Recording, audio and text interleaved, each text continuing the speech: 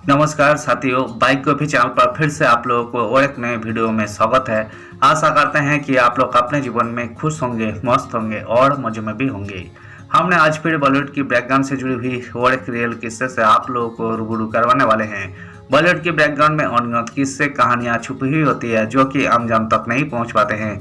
हमारे चैनल पर हम कोशिश करते हैं उन्हीं किस्से कहानियों को आपके सामने लाने की। तो चलिए कहानियों पे चलते हैं, शुरू करते हैं बॉलीवुड की बैकग्राउंड से जुड़ी हुई और एक नई किस्से। मोहम्मद रफी की पत्नी को नहीं पसंद थे उनके गाने। नाई का काम करने के बाद ऐसे शुरू किया था अपना सिंगिंग करियर। मोहम्मद रफी की पहली पत्नी ने भारत आने से मना कर दिया और फिर वो पाकिस्तान रहने लगी। इसके बाद उन्होंने दूसरी शादी की और दूसरी पत्नी उनके गाने नहीं सुना करती थी। महान गायक मोहम्मद रफी को किसी परिचय की जरूरत नहीं है। 1944 में वही गायक बनने के लिए मुंबई आए थे और फिर उनकी आवाज और सुरों ने लोगों के दिल में जो जगह बनाई वो आज उनके जाने के बाद भी जिंदा है।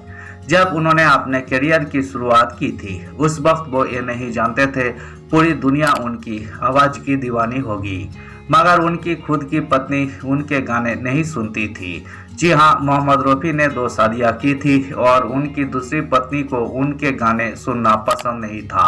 मोहम्मद रफी का करियर करीब 40 साल का था और इन सालों में उन्होंने अलग अलग भाषाओं में 7,000 गाने गाए। रफी ने 2 शादियां की थी। पहली शादी उन्होंने अपनी कजिन से ही की थी। उनकी पहली पत्नी का नाम बसीरा बीबी था और उनसे रफी ने 13 साल की उम्र में अपने पुश्तैनी गांव में शादी की थी। दोनों की शादी टूटने का कारण था बसीरा का भारत आकर ना रहना।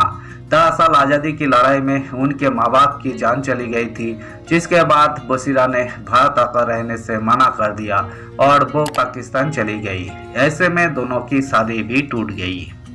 इसके बाद मोहम्मद रफी ने 19 साल की उम्र में बिल्किस से शादी की थी। बिल्किस को संगीत में रुचि नहीं थी, इसलिए वो उनके गाने नहीं सुना करती थी। रफी पर लिखी किताब मोहम्मद रफी माई अब्बा ए मेमोयर में उनकी बहू यास्मीन खालिद ने लिखा है कि बिल्किस और रफी के बीच गानों पर रॉयल्टी भुगतान को लेकर उनके बीच मतभेद थे, जिसके कारण वो उनके गाने नहीं सुनती थी। सिंगिंग करियर बनने से पहले नाई थे मोहम्मद रफी। रफी का जन्म 24 दिसंबर 1924 को अमृतसर के पास एक गांव कोटला सुल्तान सिंह में एक पंजाबी जाट मुस्लिम परिवार में अल्लाह रखी और हाजी अली मोहम्मद के घर पर हुआ था। वही 6 भाइयों में दूसरे नंबर पर थे। बाद में उनका परिवार लाहौर चला गया। 7 साल की उम्र में रफी अपने परिवार के साथ लाहौर चले गए, जहां उनके बड़े भाई नाई की दुकान चलाते थे। चूंकि उनकी रुचि पढ़ाई में नहीं थी, इसलिए वे दुकान में अपने भाई की मदद करते थे। रिपोर्टों से पता चलता है कि रफी का संगीत के प्रति प्रेम तब शुरू हुआ जब एक सूफी फकीर उनके गांव आए और उनके हुनर से वही इतने प्रभावित हुए कि उनकी नकल करने लगे और सड़कों पर उनके साथ गाने लगे। 1945 में मोहम्मद रफी ने फिल्म गांव की गोरी के लिए जी.एम. दुरानी के साथ आजी दिल हो काबू में तो दिलदार की ऐसी तैसी गाने के साथ सिंगिंग करियर की शुरुआत की थी। बता दें कि करीब 40 साल के अपने करियर में उन्होंने कई भाषाओं में 7,000 गानों को अपनी आवाज दी।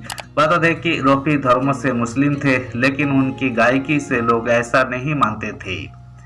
धन्यवाद साथियों, इस वीडियो में हमने बॉलीवुड के मशहूर सिंगर मोहम्मद रफी की जिंदगी से जुड़ी हुई किस्से को आपके सामने रखने की कोशिश की है। उम्मीद है दोस्तों वीडियो आपको जरूर पसंद आई होगी। वीडियो पसंद आए तो लाइक कर दीजिएगा। चैनल पर नए आए हैं तो प्लीज एक सब्सक्राइब कर दीजिएगा। मिलते हैं नेक्स्ट वीडियो में। धन्यवाद।